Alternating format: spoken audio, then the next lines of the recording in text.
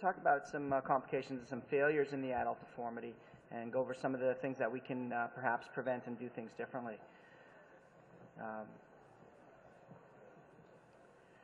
We'll review some of the common failures and some of the treatment options that we have for them. Now, you have to know that complications do happen, and we can't do all the stuff that we're doing without having some sort of problems. And how we manage them and how we deal with them and how we learn from them are really the key to getting by on these. There's certain technical things we have, like dural tears, putting screws in the wrong spot, nerve root injuries. And it's very important that we develop different skills. We have a toolbox, and our job is to fill them up with as many skills as we can so that we're able to manage and deal with most of the problems that we have. Certain things like medical knowledge, knowing your anatomy as a surgeon is so key. Being familiar with the key anatomy, knowing how to use it, prepared for variations in anatomy will really help you to deal with things.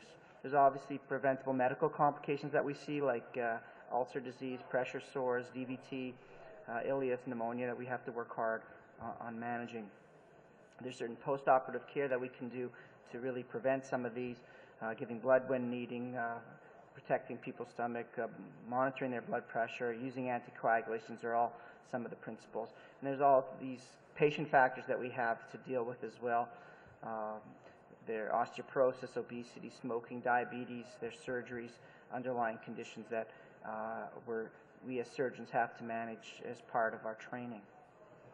I'm going to talk about different types of failures and how to manage them. We'll talk about junctional failures, pseudoarthrosis, infection, some of the neurologic deficits, how to deal with malalignment, bleeding, and some major medical. Most of the problems that we have is because we picked the wrong surgery. So here's a case that we fused too short, and stopping a tumor resection at the apex of the thoracic kyphosis is obviously not ideal. Doing someone who's sagging malaligned and stopping at L5 instead of the sacrum and pelvis is another issue that needs to be addressed. Some patients, your mistake is not fusing them. They have instability, a degenerative spondy, and a wide laminectomy. In a patient like this is probably not ideal, and will bring the patient back for more. And then there's the malalignment, not getting the coronal balance or the sagittal balance or the balance that we need to provide the patients with the stability that they need. Some of the things I think you start off is before you even cut the skin, half your mistakes are made. This is a patient who was put in the knee chest position, and obviously if you fuse them in that position, you're going to create a lot of lumbar kyphosis. And starting with a problem already, just by the positioning is a major problem. This patient ended up needing an osteotomy to help realign her to get the proper alignment. One of my most interesting complications I inherited was from breaking the table.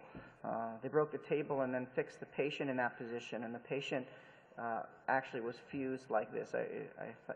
It's not a joke. This is the way the patient was fused, and we had to do a major realignment, coronal and sagittal, in order to do it. So it's really important if you're going to do things like breaking the table.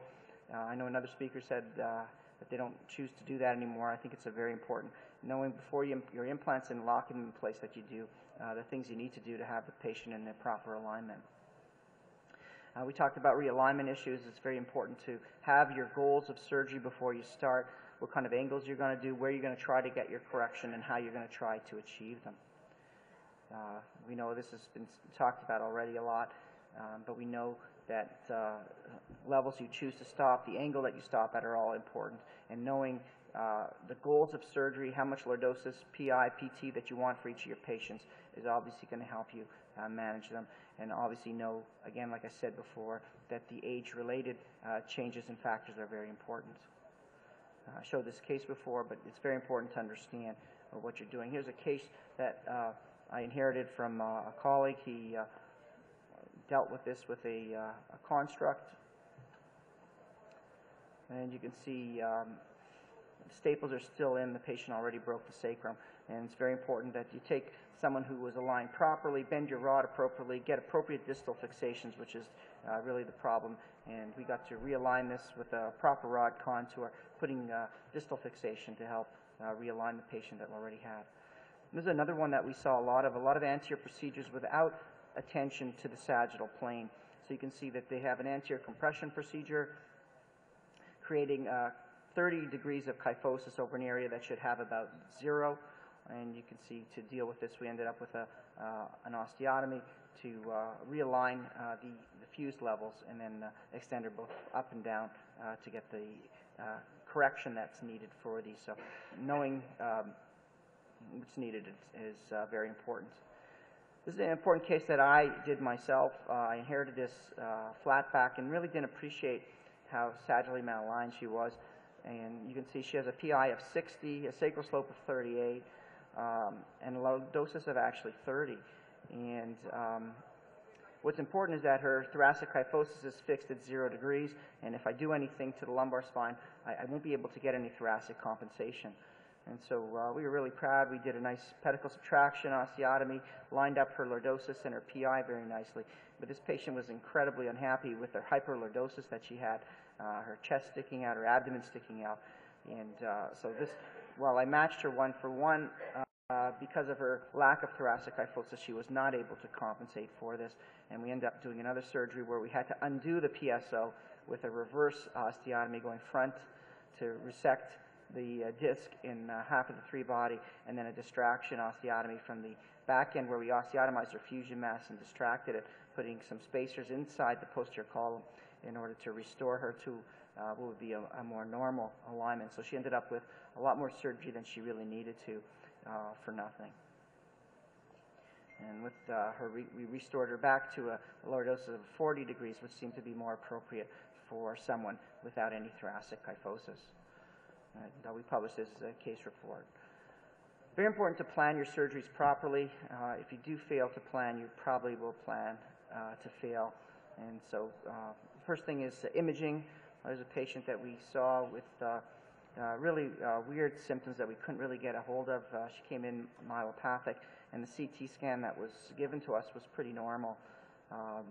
Thankfully, we got an MRI, and you can see this patient ended up with a large lymphoma that really, without proper imaging, you can't make the proper diagnosis or get to do the proper treatments.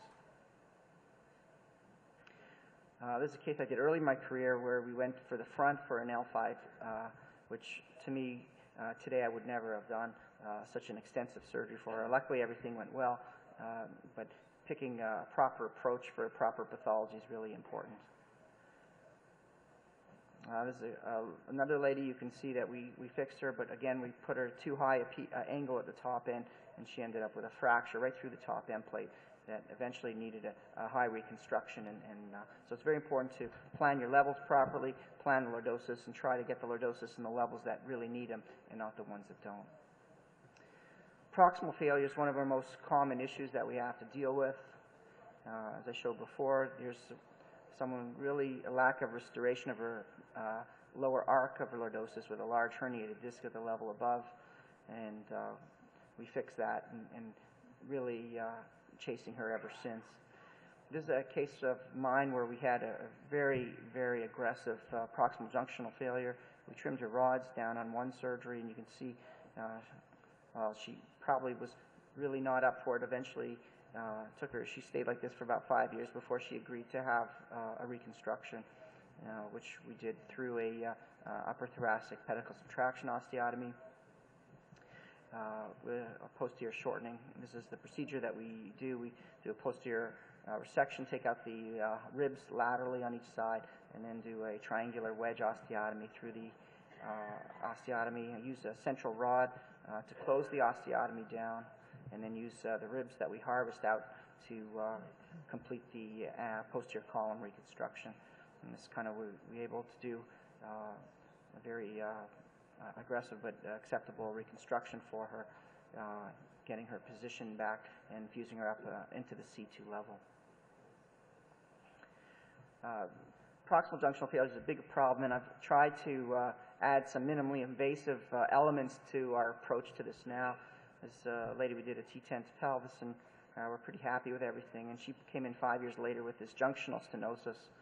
And instead of the usual opening her up and extending her proximal, we ended up doing just a minimally invasive type approach where we open up the top end, put 6 screws up, fuse as many facet joints as I could, leaving this large muscular fascial flap on in place, and then extending her with the connectors to her old construct, which I hope perhaps will maybe limit the amount of proximal junctional failures we have at the top end, leaving a more extensive thoracic muscle envelope on these older people.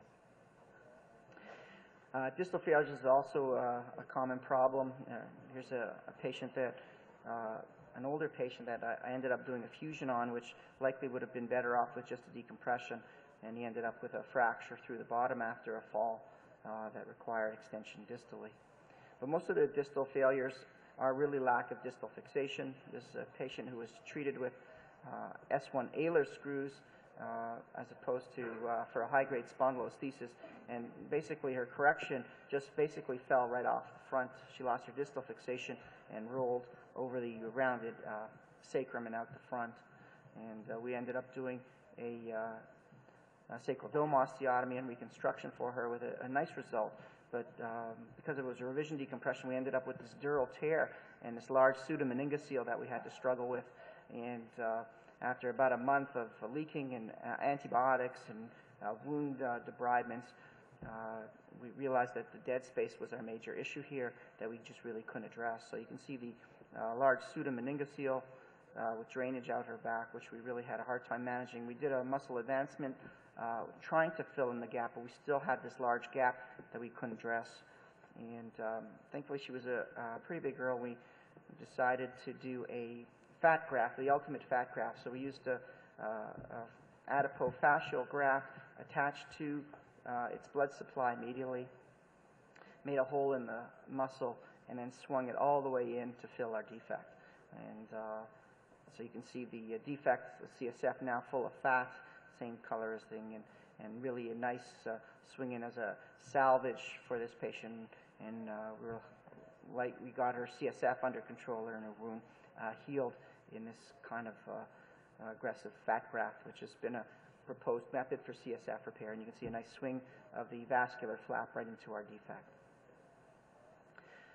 Pseudoarthrosis, another issue, and part of it is this is a case that I inherited with lytic spondylolisthesis, had a gill laminectomy and a 4-to-1 fusion. You can see it didn't take long for the screws to break in the sacrum, and this is a patient who required anterior column support, which is a very important feature in a lot of these things. And you can see it's a load sharing the construct by putting the cage in.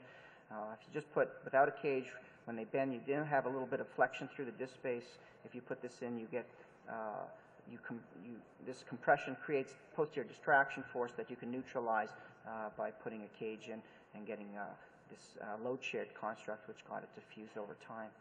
The other thing for failure in pseudoarthrosis is alignment, and here's someone who had a Harrington rod fusion and degeneration distally, malaligned both in the sagittal and coronal plane. Was treated with just a distal extension with no realignment procedure, and it didn't take long for this to break. And you can see the progressive rod fractures and coronal malalignment that ensued, both in the sagittal and coronal plane.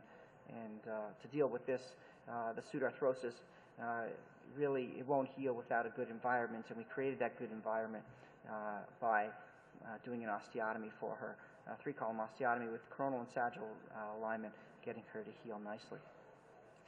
Other complications include the non-fusion.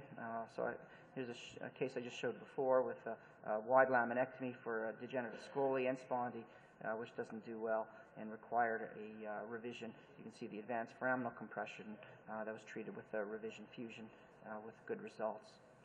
And then the dreaded is the neurologic complications, and it could either be root, the cauda, or the cord.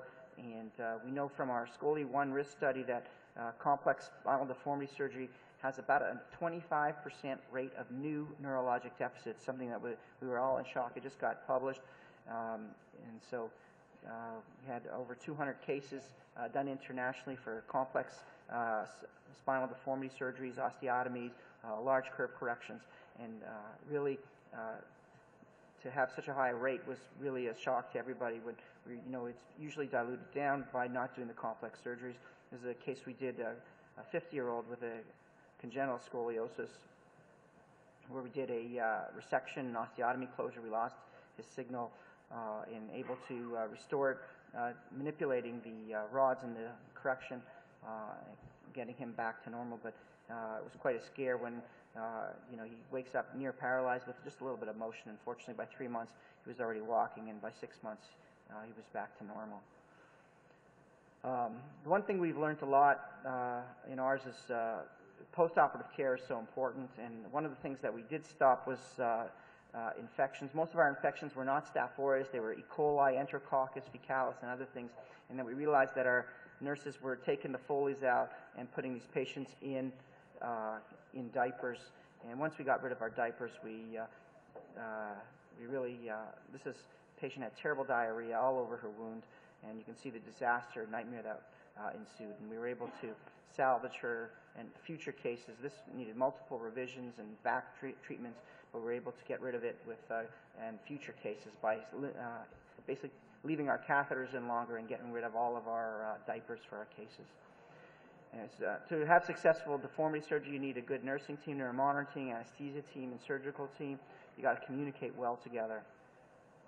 And it's very important that you're all on the same page, because if you're not, a lot of bad things will happen. I've always learned from the mistakes of others, and especially the ones that took my own advice. So thank you very much.